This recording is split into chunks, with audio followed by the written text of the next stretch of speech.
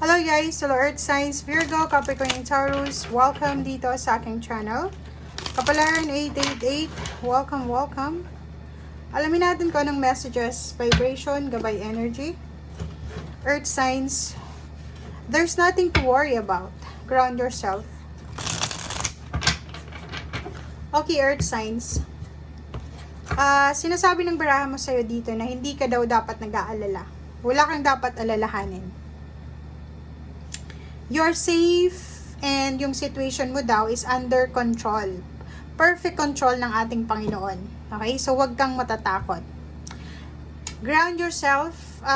Sinasabi ng baraha na kailangan mong i-detach yung sarili mo sa mga bagay-bagay na unrealistic, materialistic, or kano pa man. Okay? So, spend time sa nature. Kung wala ka namang ginagawa sa araw na ito, wala ka namang trabaho, wala ka namang ginagawa, spend time sa nature or spend time sa mga pets or sa animals or sa kung sino man ito na pwedeng makatulong sa'yo para maibsan yung pagod mo, sama ng loob mo, or paano pa man. Okay? Thank you.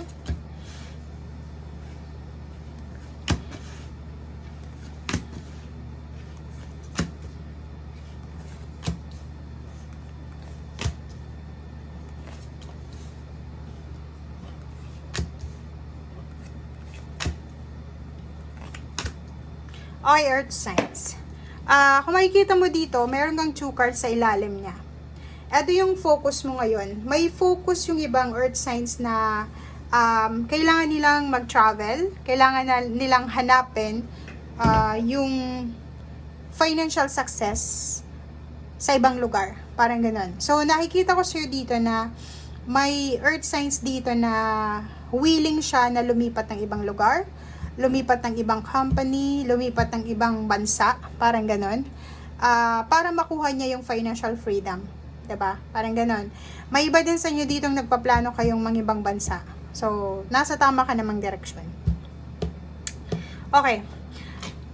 Queen of Pentacles and Nine of Cups.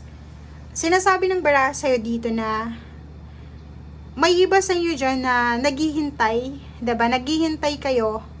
Or pwedeng hindi kayo naghihintay. Matagal nyo na itong hinihintay. Matagal yung hinintay itong pagkakataon nito sa buhay nyo. For example, matagal kang unemployed, matagal kang single, matagal kang nag-iisa. And then, at last, nagkaroon ng completion, nagkaroon ng asawa, nagkaroon ng relationship, or nagkaroon ka ng trabaho.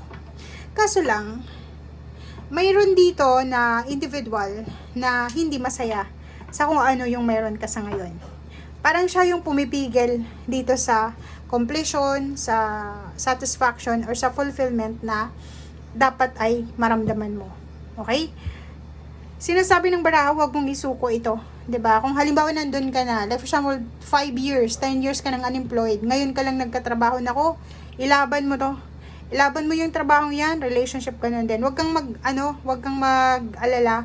Kasi parang nakikita ko sa'yo dito dahil sa sulsul ng mga tao sa paligid mo or sa mga sinasabi nila, pwedeng mawalan ka ng determination or pwedeng mawalan ka ng interest sa ginagawa mo, lalo na trabaho or relationship. So, kung ano man itong mga nakahang na plano mo sa buhay, gusto mong ituloy mo na kasi nasa tamang direction ka. Okay? So, thank you guys and see you again. Bye!